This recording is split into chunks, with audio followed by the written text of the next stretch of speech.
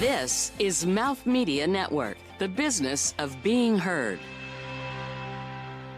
Hi, this is Peter Coleman, the announcer for Funny People Talking.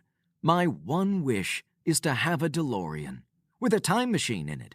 And I would use that DeLorean to get up to 88 miles an hour, go back in time, find my younger self when I was signing the contract to be the announcer for this show, kidnap myself, take myself forward in time, show myself what the show ended up being, then take myself back in time, then take a shovel and repeatedly hit my younger self over the head until I promise not to sign it. We'd probably stop at In-N-Out Burger along the way because, so cool to drive through in a DeLorean. Maybe I should also go back in time and stop Hitler and the pandemic and the burning of the Library of Alexandria, that kind of thing. But also, definitely also, I'm getting the shovel. This is Funny People Talking.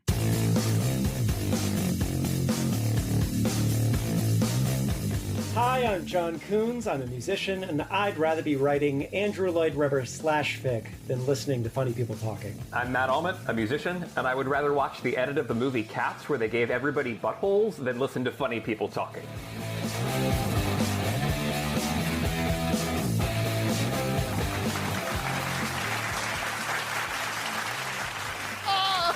Butthole. That's the thing awesome. They did. And we both decided to make cracks about Andrew Lloyd Webber, so. It was just his birthday this week. Yeah, it's just his birthday this week. On your own. It's not his birthday anymore, so it's fine now. He gets one day. Can we discuss who was more talented, Tim Rice or Andrew Lloyd Webber? Just saying. Ooh. I actually like Andrew Lloyd Webber from a musical standpoint. I enjoy the music. I do, but he gets all the credit, and Tim Rice is a genius. But to be fair, Tim Rice gets none of the bullshit either. Like, Andrew Lloyd Webber gets all the hate. Tim Rice doesn't get any of the hate. I have the hate. There's a Tim Rice lyric in Whistle Down the Wind that just doesn't make any damn sense. You have to tell us what it is. It's not a complete sentence. It's going to take me a while to find it. Mark's like, we didn't even start the show yet. Hey, everybody, and welcome to Funny People Talking. I'm Mark Raycroft, one of your hosts, and I would like to welcome you to Season 3 of Funny People Talking, already in progress. Where Dresden apparently kicks off the show without Mark. That's right. As it should be, and we finally come to that point, everybody. Mark was only good for 2 seasons. I'm out. And of course, with me, my very good friend, and I am so happy to see you again, Dresden. I've not seen you in months for many reasons. I'm so happy you're here. Dresden Engel, everybody. Thank you. I'm thrilled to be here. Thank you. All right. And also, still with us, somehow. She came back. It's Elsie, the producer, who clearly has nowhere else to be because she would definitely be there. All kidding aside, Elsie, it's so nice to see you. Welcome back. You're muted, Elsie. Good producing. She said thank you. She's doing sign language. It's a podcast. It's audio. All right, fine. Thanks. Okay. Thank you, Elsie. We love you. Also with us as we begin Season 3 are Matthew Aument. Did I get that right? Aument. Say it. Aument. Yeah. Aument. Why don't you do it again, Mark? Say it again. I am going to do. Thank you. Thank you for the direction, Dresden. Thank you. Listen, you gave me this season. I did. Did I? Oh, I feel it's more that I said, hey, look, the season's in my hand, and she wrestled it away from me. You gave it to me. I'm just going to continue on. Matthew Aument. You got it. I feel so badly, but it's so important that we get it right. It's okay, Mark Rocco. No one's going to be able to spell it based on you saying it correctly, so it doesn't terribly matter. Yeah, if you're not going to help Aument. Very well. What was that, Dresden? Very well done. If you're not going to help his Google, if people can't Google Matt after the show, then it didn't really happen. The proper spelling is Matthew Aument. Oh, finally I exist again. That's right. And also with us, John Coons. He just appeared on the screen. He was fuzzy for a minute. So Matthew, Aument, John Coons, welcome to the show. We're really, really, really happy to have you guys here. And we got two musicians here. And although we've had musicians on the show before, I don't believe we've had two at the same time. And the funny thing is the reason that they're here isn't actually their music. It is the infusion of comedy with their music that has us Infusion curious. is INFUSION. I'd like to spell something else. Anyway. Fun. We're going to have fun. We are going to have a great show. All kidding aside, season 3, episode 1. We've got these two great guests. We started out with a bang. We are going to do our first round of the season of Yum or Yuck. And Elsie, can you give us a hint of what is coming with Yum or Yuck? It's purple. Shocker. Okay, And more edible. on that in a minute. We're also going to have our first round of a Dresden moment with Dresden as we have some sort of celebrity encounter. I'm not even sure Dresden knows what she's going to talk about yet, but she'll know when we get there. And of course, a brand new improv game. I promise it's going to be fun.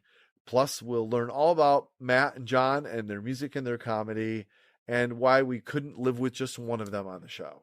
So that is all coming up. But first, Dresden Angle, I do have a question for you. I need to understand. Yeah. Your hair is a completely different color than it usually is. Yeah. I am not used to seeing you with absolutely neon bright green hair. Yeah. I feel you owe us all an explanation. Well, see, I don't know if anybody here is old enough to remember the Brady Bunch where Greg Brady got cast as Johnny Bravo because he fit the suit. Yeah. Well, I was the only one who filled out the green M&M costume at a recent casting. And the hat didn't fit and I had to do my hair to match. And, I just figured why not? Then St. Patrick's Day, right? So it just all blended, right? It ended up working out well for a paying gig. And then I was able to sit home alone with green hair on St. Patrick's Day because no one could go out on St. Patrick's Day or they shouldn't have. So I don't know. What do you think? Do you think it's got like a reverse Wicked Witch thing going on for me? What do you think? I think it is perfect. Who's the singer that sings Bad Guy? Billie Eilish. Yes, thank you. Billie Eilish. Can't believe I couldn't think of her name. Billie Eilish, but I knew she had green hair up until recently. So I figured maybe finally you'd been holding out and, Billie Eilish doesn't have it anymore. So it's time for Dresden. The deal is my daughters are swiped 14 my daughters are 14 and 15 and have Billie Eilish albums. I mean, actual vinyl. And if I tried to look like her, they would probably lock me in the house. So I think we just have to go with it is what it is. All right. You know what else I think, Mark? I think we should cheat, and in the future, you should tell me in advance what you're going to ask me so I can have a really good answer. That would defeat the purpose for me entirely. Elsie, tell me to start the show. Please. Start the show, Mark.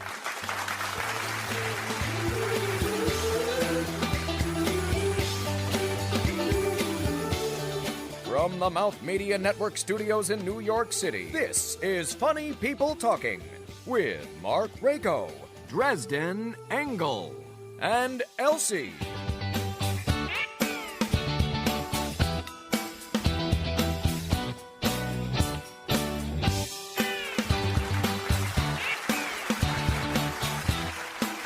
All right, everybody, we are Funny People Talking. Before we start the show, a bit of housekeeping. Our very first one for season 3. It's time to pay tribute to Tina Fey and pray to the comedy gods. You see Matt and John every episode. We hope someday, somehow, Tina Fey will get word of our salute to her, our prayer to the comedy gods every single episode, that she will somehow be on the show, stop by, say hello, send us a postcard, throw us a pizza, anything. And so right now we're going to pray. You're welcome to join in or you can just observe. It's up to you. I will lead us off for season 3 if that's okay. Oh, Tina Fey, we love you so. We hope you'll be with us someday on the show. I made a rhyme Tina, because it's time that you Just are come to the with show so we can move us. on, please. Ah. Thanks. Thanks.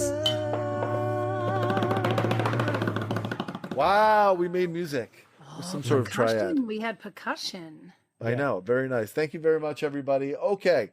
Before we get on with the show, I really want to touch on something important, and it might be a little serious, but it's definitely, and I want to tell everybody that I actually did talk with Dresden in advance if it would be okay for us to talk about this.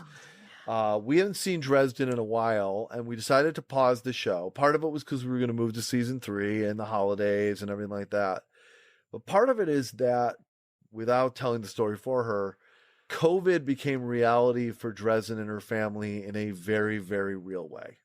It has been a while since Dresden was really in a position to join us. So we decided to just put the brakes on for a second. I'm so happy that you are able to actually be with us here. And I have to tell today. you, Mark, your encouragement, letting me know you and your wife had us in your thoughts and prayers. It was just amazing. So I'm not going to bring the room down. Don't change the channel. But you can be real. Yeah, it'll be real. So, So what happened, Dresden? I kind of maybe let my teenage daughter have her COVID cluster New Year's Eve party. So it's my fault. And she had couple friends over, and one of the kids did have COVID. So it went through my family, and it ended up, my husband had 2 clots in his heart and had to have heart surgery. We only found out last week he doesn't have to have a defibrillator. So it's been 2 worst months, January, February, the 2 worst months of my entire life.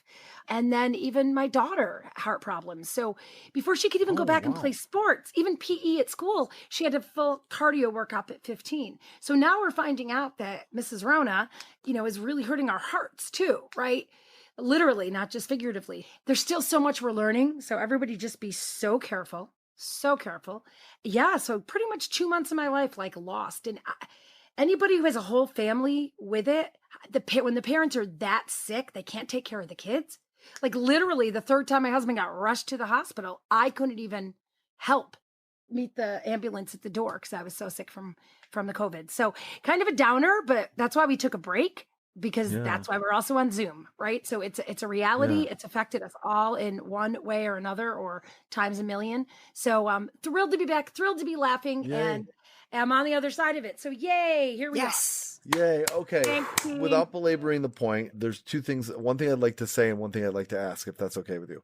The thing I'd like to say is I am so happy that you, Dresden, and Paul and your kids are here. Number 1. Number 2, that you're doing better.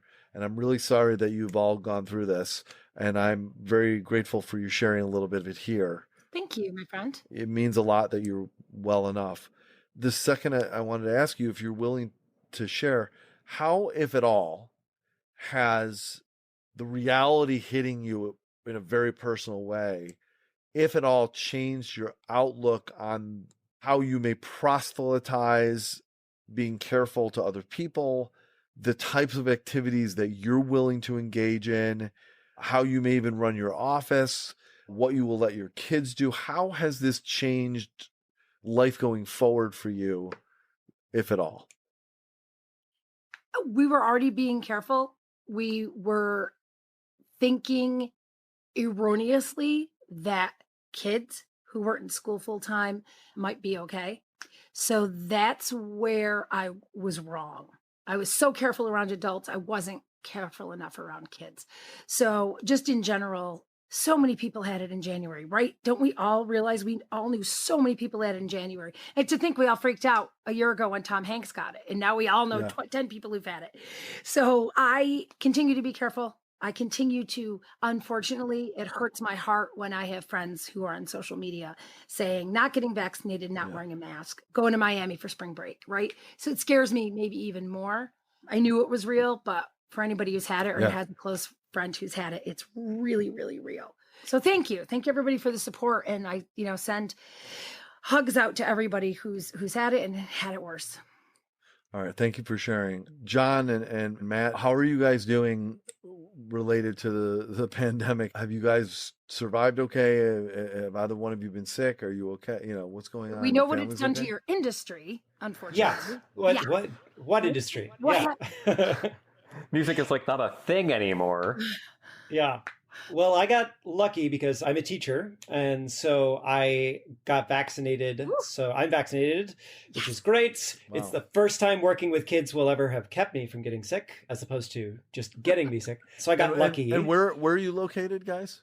We're in Brooklyn. I've been teaching at various schools and remotely most of the time throughout New York. Matt was not as lucky. So I had a gig down in Florida. I was traveling. I was like, I'm going to go to Florida.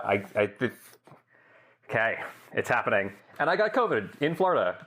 But fortunately, I was able to stay with somebody for the quarantining period who was vaccinated and had very minor symptoms. So I had like a 99.3 fever and got to sit on like the back patio in 84-degree weather every day while I just waited to be able to travel again. It was the extraordinarily easy version, and I'm very grateful. But when you saw media of the spring breakers in Florida, did it make you a little pause? I mean, it didn't surprise me. Like, outside of the event that I had been working on, the cautiousness around COVID was very minimal everywhere I went. Though I did love seeing that, Miami Beach just, like, shut off their downtown at 8 p.m. and wouldn't let anybody in who didn't live there. And I'm like, good. Thank you. Wow. Extreme measures needed. Talk about a joke. We're gonna be funny. No, we're gonna get funny. No. What I'm saying is there's so much irony there. It's just kind of crazy. So all right, well, I'm sorry to hear that you had to deal with that, Matt, but I'm glad it was on the easy side as it goes.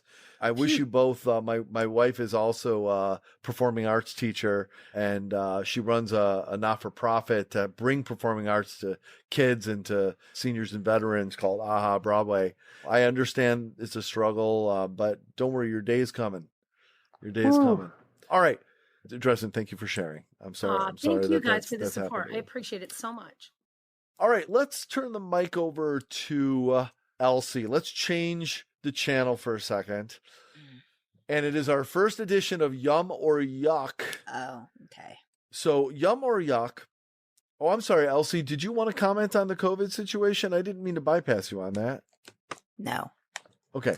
So Yum or Yuck is where Elsie shares a food or snack or drink that she's found from somewhere in the world. It's always something very unusual.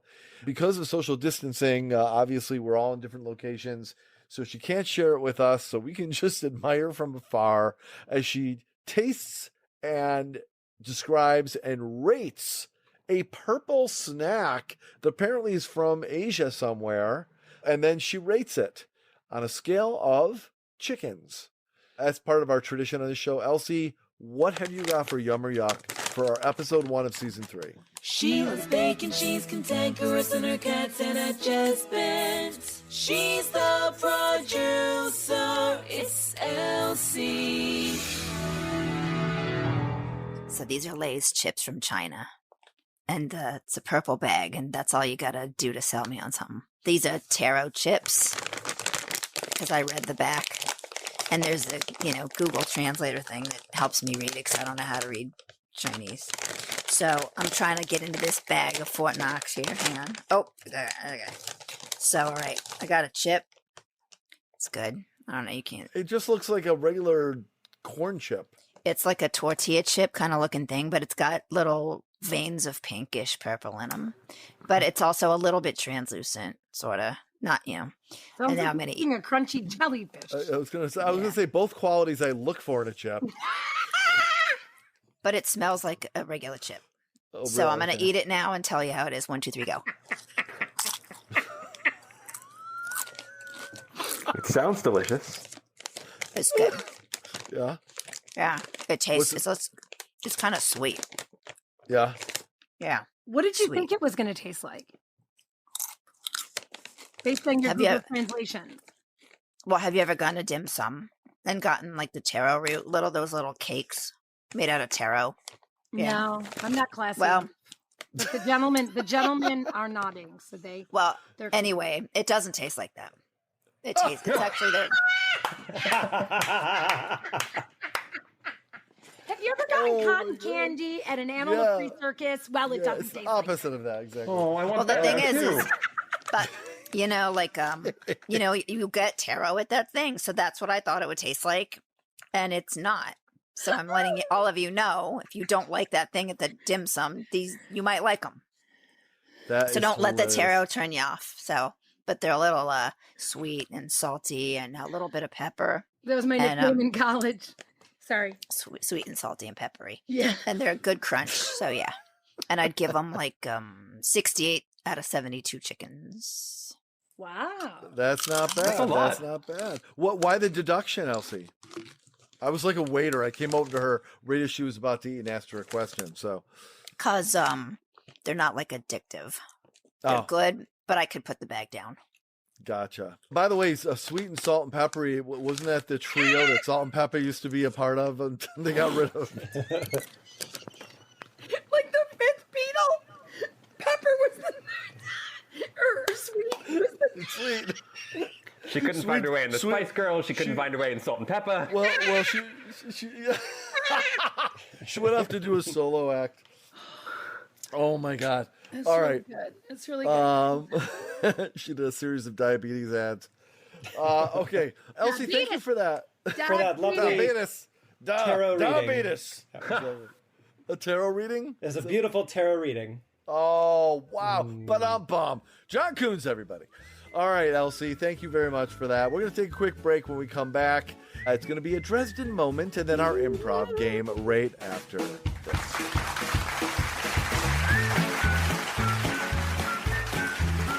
If anyone's face should be on Mount Rushmore, it's Tina Fey. I mean, seriously, have you seen 30 Rock? What sitcom did Roosevelt ever write? Yeah, thought so. This is Funny People Talking.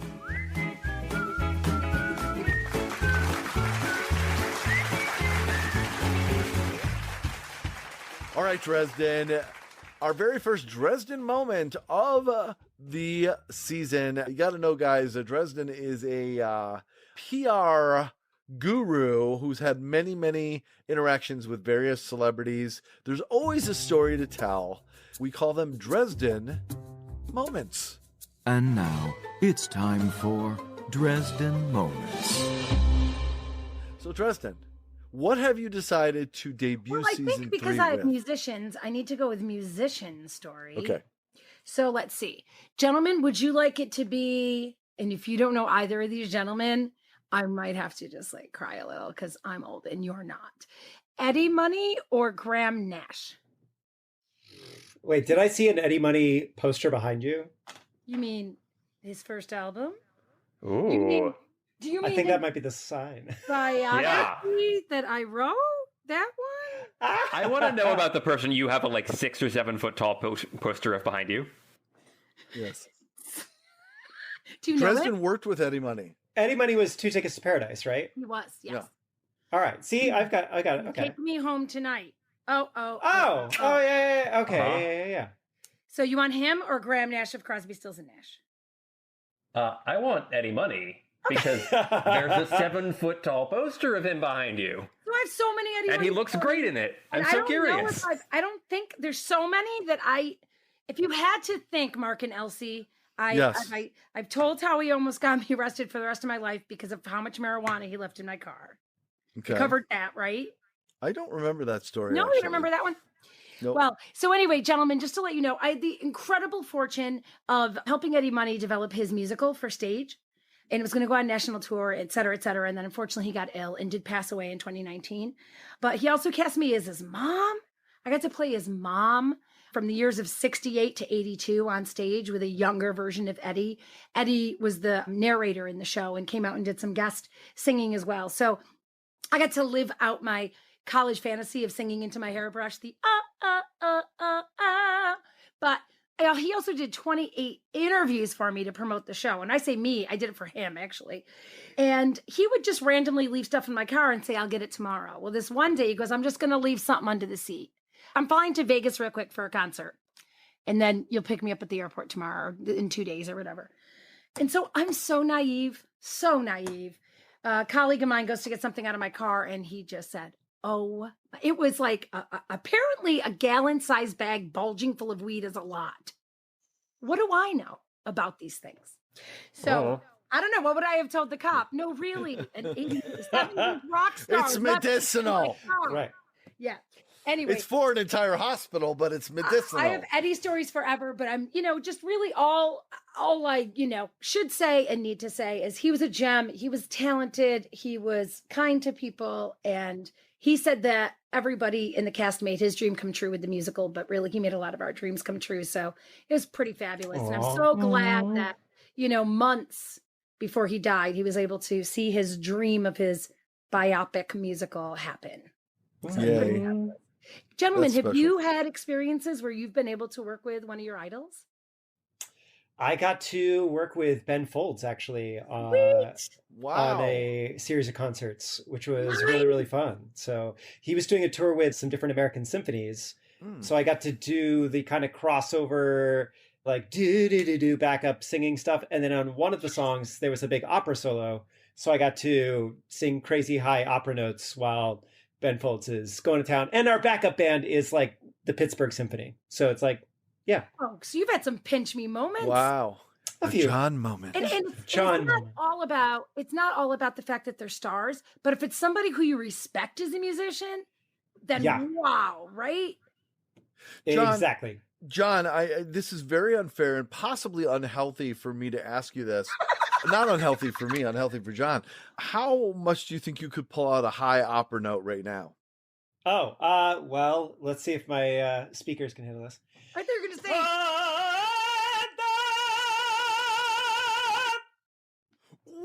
Yeah. That was I'm glad our upstairs legit. neighbors don't mind this. Yeah, That exactly. was pandemic end. legit. The man needs a stage now. Yeah.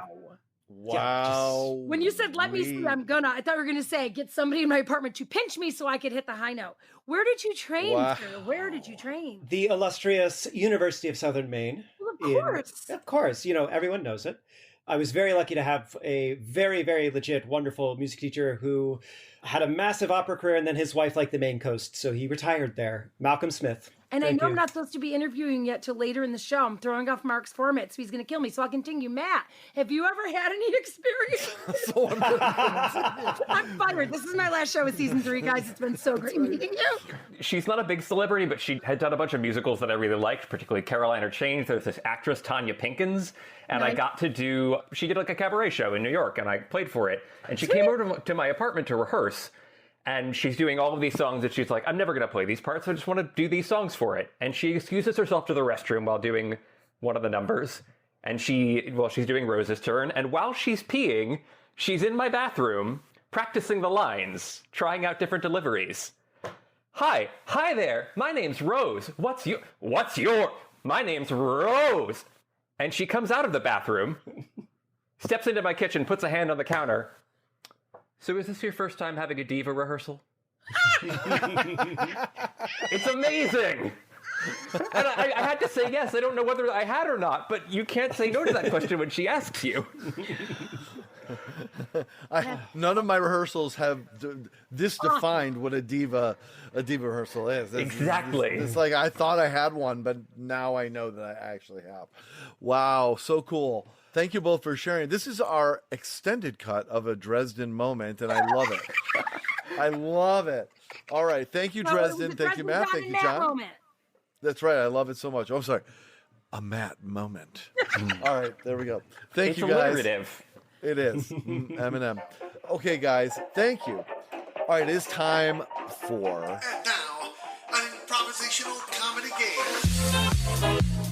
an improv game. Let's have some fun. Let's play improv together, shall we? I know you guys can do it. So, what I would love to do is I would love to... At the beginning of the show, I indicated that we were going to do a brand new improv game, and I had one queued up that I was in love with. The more I've learned about your musical background, I think I want to switch it up to something where we can feature your great musical talent. So I want to play one of our favorite games, Mish Mosh Mix. And basically the idea is that you have, Elsie, is it 3 words? 3 words, right? Yeah. You're provided with 3 words and you have to make up a song on the spot in which you employ all 3 words. And a style. And You there gotta has pick to be a style. So, for example, I might say to Dresden, okay, hippopotamus, giraffe, and moon in the style of 70s country. And somehow Dresden has to create a style. You want to do that? Okay, let's demo Mish Mosh Mix. Hippopotamus, giraffe, hippo, giraffe, and moon in the style of 70s country. Dresden Engel, everybody. Okay. I'm looking at the big old moon, looking at the big old moon, but moon is not as big as the neck of my giraffe. Don't laugh, cause the moon's as big as my hippo's butt. My hippo's butt, oh, it brings me love. Big old moon. Not my best work. I just wanted to accept the challenge. You accepted the challenge right off the bat, out of the slide. Well done. You get an A. Thank you. That's like a sophomore album B-side. Yeah. It was on B-side of Delta Dawn. Guys, all right. There's nowhere to go but up now, so I'm actually glad I did that first. Elsie, would you give Matt his 3 words? And Dresden will give Matt his style. Well, Matt's got style, but the song style. Oh, I so know what I'm giving Matt. Uh-oh. All right. You do the words first, Els, please. Stapler, tomato, and hedgehog. Stapler, tomato, and hedgehog in the style of Dresden? Oh, he's going to hate me. Andrew Lloyd Webber leans a little bit more toward Phantom than Joseph, I'm just saying. Ooh, okay. Stapler, tomato, and hedgehog. Take it away, Matt. Okay. Heck. You can do it. It's stapler, tomato, and hedgehog in the stylings of Andrew Lloyd Webber, aiming a little more towards Phantom. Tell you what, I'm going to give you a momentary reprieve, but you better come through when I come back to you. Great. John doesn't want to give him a pass. This is why he plays the piano. It's great. Right. That's right. Yeah. Exactly. Right. We're gonna come back to you in a moment, Matt, and just give you put you out of your misery. We're gonna go over to John Coons. I'm gonna give you your 3 words, John, and Elsie's gonna give you a style. Your 3 words are vacuum, rigatoni, and thrice. Thrice, as in 3 3 times. As in 3. Yep. Vacuum, rigatoni, and thrice in the style of Elsie. A 1950s musical to movie. So this is the easy version of this game. You sure don't want to do 80s love ballad? Anyway, sorry. So, okay. Let's see. I gotta go. Okay. So rigatoni, vacuum, thrice. And thrice. You're welcome. Okay. By the way, I realize everything I throw out will come back to me tenfold, so I know I'm in trouble. Right. Baby, you got me escaping my doom. You got me feeling like I'm stuck in a vacuum. Oh, baby, can't you see? I love you not once, not twice. Oh, baby, you make me feel like rigatoni. I love you all the way. Thrice. Yes, bravo. 100%. Crushed it. Winner. Unbelievable. Beautifully done, John. Look at the fear on Matt's face now. I know. This is why he likes the words. Every time we play this game, I'm gonna roll that clip to demonstrate this is what is possible. Nicely done, John. That was great. Good job. He did his own snaps and everything. John, why don't you give me 3 words? Any 3 words, and very regrettably, I'm going to have Matt select my style of music, because the reason that scares me is I know how much he knows styles of music, and it's very likely he will choose something that I literally don't know how it sounds. So I will probably be more scared than Matt's been at any point in this. So, John, my 3 words will be... Your 3 words will be triceratops. Good. Salsa. Salsa. And bathrobe. and bathrobe. I love all Triceratops, of your salsa, minds. and bathrobe. Okay, got it. And I'm going to give you tango as a style. Okay. Weirdly, I can handle that. So, okay.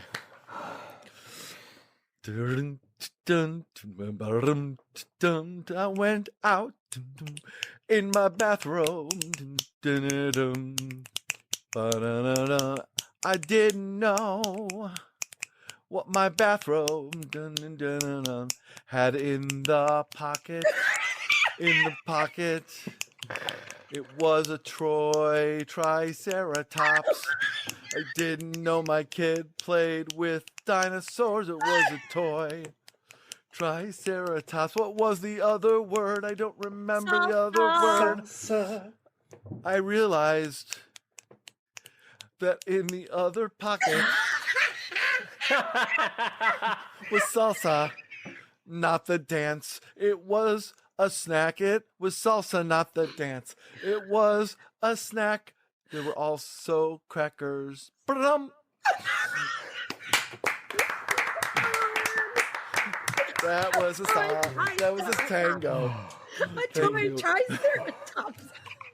I just wanted it to be a salsa stain on the other Oh, not a snack, but just a stain. I wish I had thought of that. That would have been better. That would have been better. Nah. All right, Elsie. Elsie, your turn.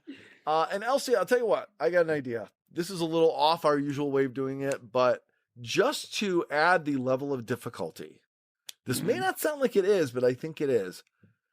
We're going to choose the style of music, but you will choose your own words.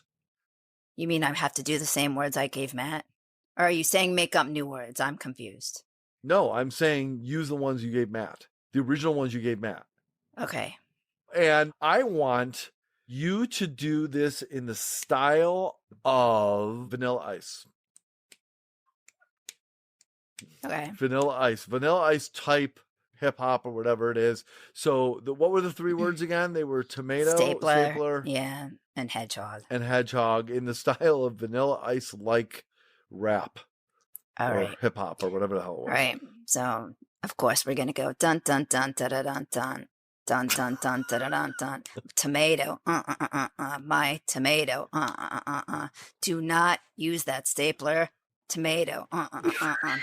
Why? I said don't. That's my tomato. No staplers. And why?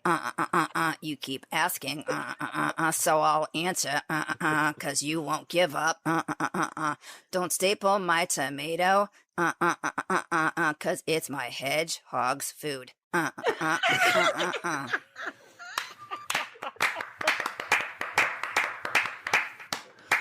All right. Very nicely done, Elsie. I swear sometimes she gets the answers in advance because she's so good. But she couldn't have gotten the answers in advance. Oh. So, Matt, if you want to be left off the hook, I don't want to put you through any misery. I don't know Totally if I up can to you. do it. I thought I could live down that moment in the 9th grade when I went to an improv show and failed. But it turns out that another 15, 20 years of time has not fixed that. We're here to bring your nightmares back from No your problem. childhood. We'll let you out. Funny people talking. No, this is Right. beautiful. Hey, I can't have thank some you of enough money for this. weed in my Has this car to given you- relax you. Has this given you material for years, John? Well, it's given me professional material for years because I'll be like, yeah, you think this is easy? You want to try it? Yeah. So, now when I come up with a lyric and the lyric's not quite right. It's almost You know? like foreshadowing with my Tim Rice versus Andrew Lloyd Webber debate in the beginning. It's almost like, Oh, yeah, it's almost like it.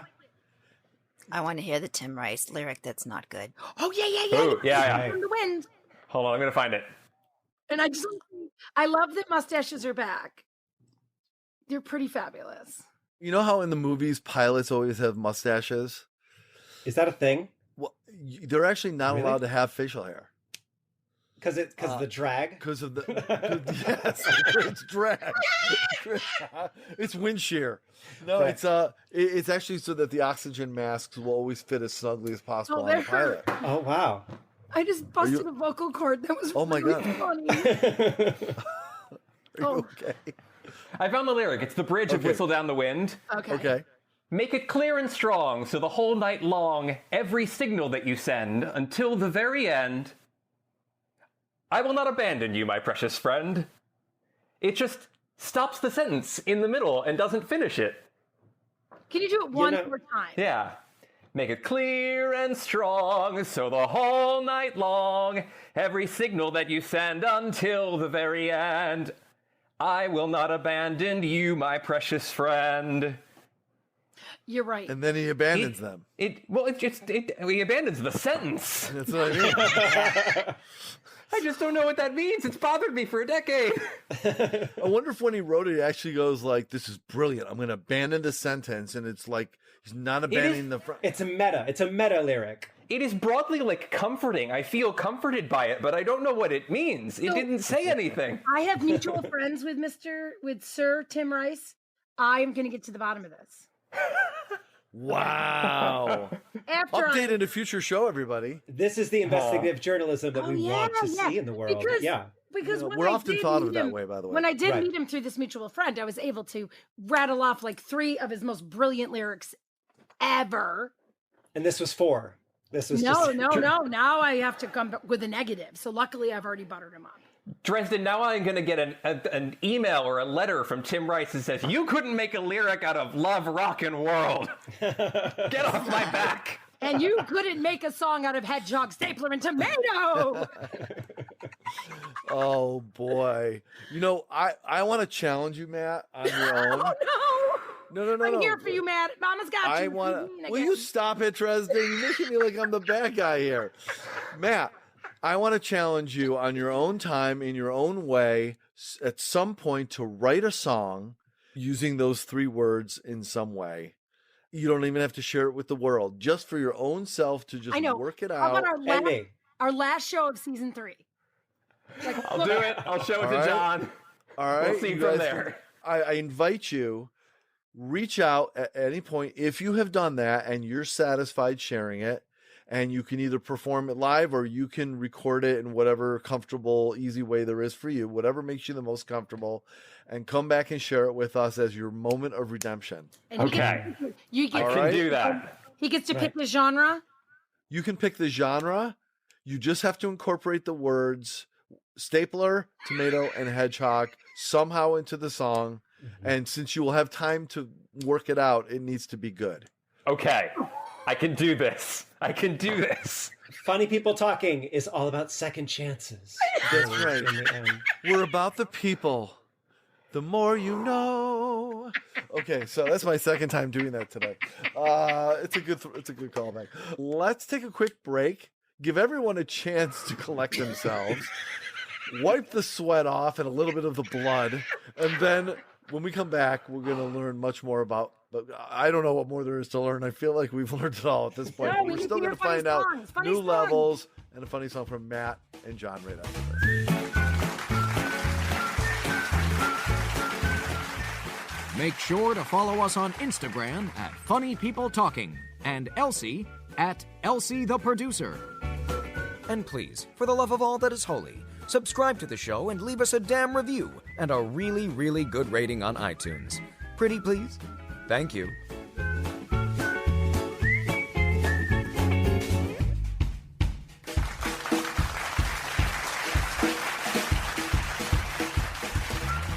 All right, Matt and John. Oh my God, I'm having a ball. I love you guys so much. You guys are so awesome. And let's start here. I think we need to better understand who you guys actually are. The actual way that it was presented to me. Hold on, I want to pull it up here because I want to read it, and then I want you to sort of correct me, if you will, what the context is here. Here's what I was told about you. You are a musical duo that perform comedic songs about the pandemic and more. I guess the question I have for you is, first, how did you guys end up collaborating? And second of all, what have you found that's funny about the pandemic, and what was the moment in which it wasn't too soon? Well, let's dive into the first one. The easy thing about collaborating is that we are actually boyfriends. So So you buried the lead. I actually had no idea. Wow, great. The more you know. Yes. Exactly. That's the real. Rainbow. Exactly. It's right in that. Exactly. It's That's right. rainbows on rainbows. So I'm a singer. I'm a horrible piano player, and Matt is a fantastic piano player. And being the egotist I am, I'm like, hey, I have things that I want to do and I can't, so you should help me with that. Great. Cool. Tell me about it and I'll play it. And then we tried a couple of them out at Club Cumming, which is a lovely hip cabaret spot down in the Lower East Side. And people seemed to like it. And so we started making more of them. That's awesome. And what made you guys decide that it's time to start writing about the thing that we're all going through? How did that first happen? And to the point where then you said, we need to share this with other people. And how did you know, okay, this is cool for us to express ourselves, but are people ready to hear this? Tell us about the thinking process about that, going from inside your home to getting in front of people, being unsure of how they might feel about it. Well, I want to kind of pivot a little bit. We aren't writing songs that are necessarily about the pandemic. Yeah. Okay. So my misunderstanding. Our kind of shtick is very chipper songs about depressing things. Some of which have been highlighted by the pandemic. Correct. Right. So, if you write songs about, the world going to shit, then people are going to assume that you wrote it about the pandemic. But really, I see. It's a song for all seasons. I started writing a song cycle that was called Bleak, and with an exclamation point. So, it's upbeat. We've got 3 or 4 Bleak, exactly. We wrote I think our very first one was really Hudson Yards. It was all about how Hudson Yards is the greatest worst place ever. That was very New York kind of kick line kind of moment. And so now it's well, sure, we need to write songs about capitalism screwing people over, and middle school teachers who want to kill their students, and a love song to the algorithm, stuff like that. Do you teach middle school?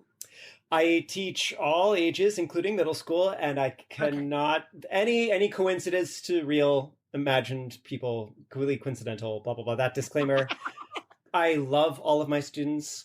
I would never write a song about how I go for drives in a big Hummer to accelerate global warming because I hate my students so much. I would never do that. That's all fictional. You don't have a car. I don't have a car, right? So it can't be about me. Yeah. That was written by, I think, a gentleman named Schmooms. Yes. No relation. No relation to John Coons. Yeah. And Matt, you want to tell your side of that story? Yeah. In this relationship, I exist in a funny space somewhere not quite in composer. As a music director, John writes a song as a lyric and a melody in a bit, and I come in and be like, great, I think we should extend this section. I think we should change keys here. I think we should fit into this style and go into tempo here. I do some of the structural work on it, and then I press all the buttons on the keys while he does the talking part. As you can see from earlier, during the improv game, one of us says things during the show, and one of us doesn't. But it's a really sensual striptease during it. It's great. John, Matt's just the eye candy, right? He is the eye candy, arm candy, all of the candies. I'm flexing right now, listeners. I'm flexing. Yes. Flexing. Below the screen, but... Right. If I'm Liberace, then he's the candlesticks. I don't know, something like that. Wow, there's a song in that. Write that down. Those are lyrics right there. That's lyrics. Tell us about the moment in which you first knew there was a musical connection between the two of you. Where there may have been a personal connection, I don't know, first, or was there a musical connection first? The musical spark is John. I first meet him because he sits down next to me in a coffee shop, and I'm sitting there on my laptop orchestrating a show, typing notes into my music software, and John sits down and opens his laptop to big scores of choral music and starts studying, and I'm looking over him like, okay, big old-timey fonts, this is religious, maybe Russian with that big illuminated letter. I don't know, maybe you're a straight Orthodox dude studying for a church service. I don't know. And he's looking over being like, that looks like a musical. What are you working on? Maybe we know people in common. Huh. And checking each other's music out. Right. Hot. each other's It is. awesome. So then we dated for several years. baby night G clef. Yeah. But John, did you, before you plunked down ever so coincidentally, did you notice? That the boy was cute? Yeah, absolutely. Well, of course. That goes without saying to our audible listeners. No, that there was some kind of composition occurring on the screen of his computer. Oh, yeah, absolutely. Oh, you did? Yeah, I was like, there were two places to sit at the coffee shop, and there were music notes on his laptop. Hot music boy or alone. Right. And this is very Nora Ephron. She wishes, really like... I've yet to see the gay coffee shop romance that Nora Ephron, sent. Well, it's You've Got Mail, but M-A-L-E. So there we go. So that's cool. Now, have you already dreamed about where this musical collaboration, as opposed to the personal collaboration, could hypothetically go? Like, do you guys want to be Broadway? Gilbert and Sullivan, if you will, or whatever. Do you know what I mean? Like, do you want to be? That was a terrible example, but I'm saying, do you? Well, yeah, I love to make music for depressed people, and there's lots in New York, so like that's got music for depressed people, but music for depressed people. Yeah. By the way, that's a great title for a musical. Music for depressed people. There we go. Great. There we go. Honestly, I think like the New York downtown scene seems like a good place to start that. And if there's anybody who's crazy enough to be like, yeah, I like the particularly twisted way you two make something, and please adapt this, I don't know, children's book or something into a big Broadway musical, then we would clearly be the perfect choice. You use the word twisted. Has that been used by a third party to describe your collaborations? It's kind of more like the first time you hear, because we're classy. We were described as classy, but it's the kind of classy where it doesn't line up with what you're actually hearing. So it's kind of like the first time you hear a grandmother talk about sex or something, where you're like, it sounds like this is the voice that should not be talking about that kind of thing. So I said classy, not. Yeah, right. It's very clean music about like, oh yeah, I'm going to shortchange you of all of your stuff because my life isn't as rich without you in it making me rich. Right. We wrote it sounds very pretty and very nice and. Yeah.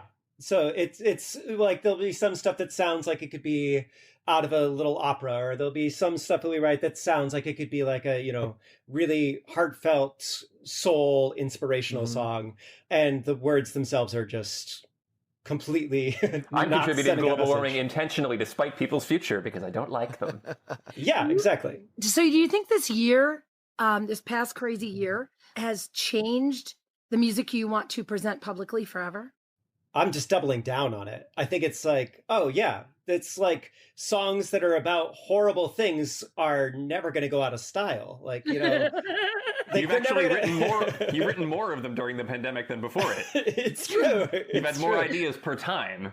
Yes, because there's just so many bad, depressing things to write about now that, like, when you're offered ideas after ideas after ideas in a depressing world, why wouldn't you just run with it? Yeah. Dresden, how about we hear a little bit of Matt and John's music, huh? I'm absolutely dying to. All right, so we're getting a chance to play one of your songs here. Which song, guys, should we go with? Let's do the middle school teacher song.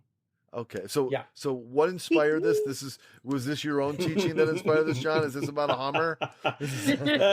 I will say that he was the most miserable when he would get off of his middle school teaching jobs compared to the other ones. As a mother of that age group, it is tough. So, John, don't beat yourself up. It's rough. It's rough. Okay, what's the actual name of this song? Is it the middle school teacher song? It's I Go for a Drive, right? Did we decide on a title? I don't think we've decided on a title for it yet.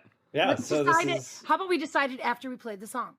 Great. All right, and I can sing you a little bit of it if it's something that like you just want to get a feel for it now. Okay. Yeah, we can help you write the title after. Yeah, great. It takes a very special person to guide a pack of preteens through the world. A middle school teacher must have extra built-in features to reach your average psychopath. Precious darling, a 12-year-old. Where do you find the patience, they ask? How can you stay so serene? They stage daily melodramas, yet you seem the Dalai Lama in your poise, in your presence, your routine. True, they can be quite the handful, disrespectful and petty, obscene. But why succumb to screaming when the future's simply teeming with joyful karmic denouements unseen?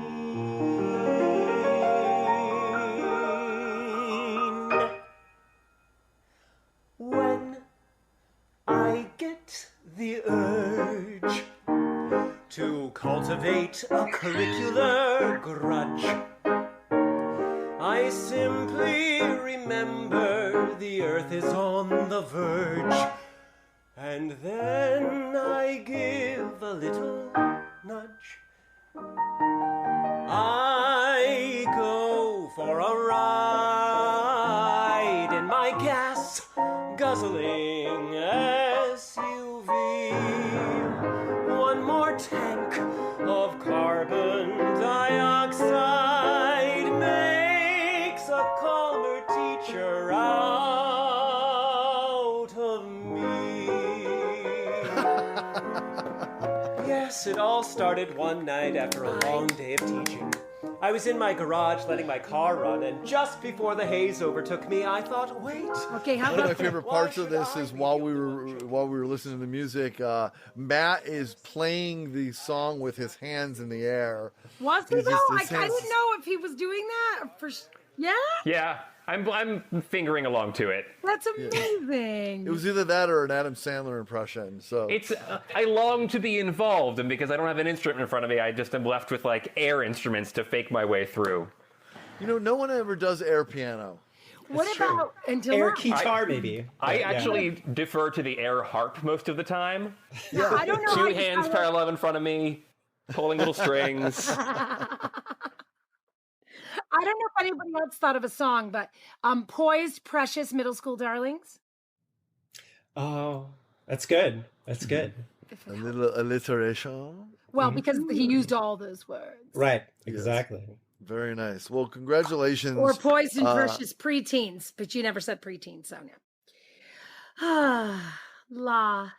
So, Matt and John, how can people find more of your music, connect with you, hire you for that big Broadway musical, whatever it is that could be possible? I'm on Twitter at John M. Coons, Coons, and also Instagram at BlueNote27. The other 26 Blue Notes were taken, is that? Exactly. Just kept adding one every time until they That's until it went through. how it worked. Yeah. I'm sorry, Matt, go ahead. I've got a website at mattaument.com, AUMENT, and my Instagram is Matt A. Who is Noisy. There's That's such a story awesome. there. There's a story.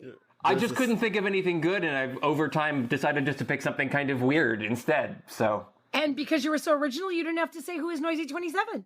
yeah, Yeah. no other We know Matt A's are offense, noisy. John, but, you know. Yes, I know. I'm of the two of us, I'm the derivative one. It's true. It's just, it's really good.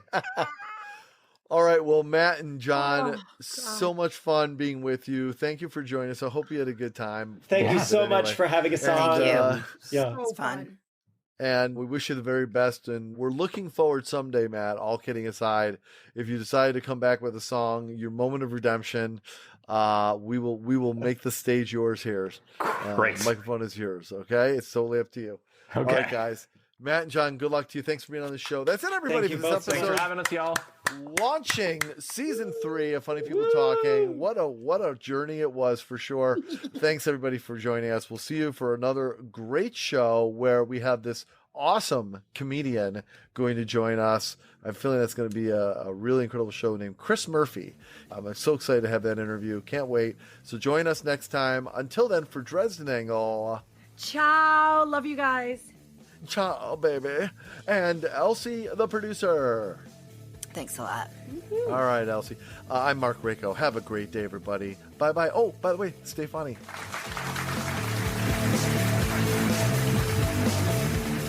That's it? That's the end of the show? Boy, oh boy, what a crock. This was Funny People Talking. No portion of the content may be reproduced or published without the strict written permission of the producers. Connect with our show at Funny People Talking or at our website, funnypeopletalking.com. I'm your announcer, Peter Coleman. Thanks for listening.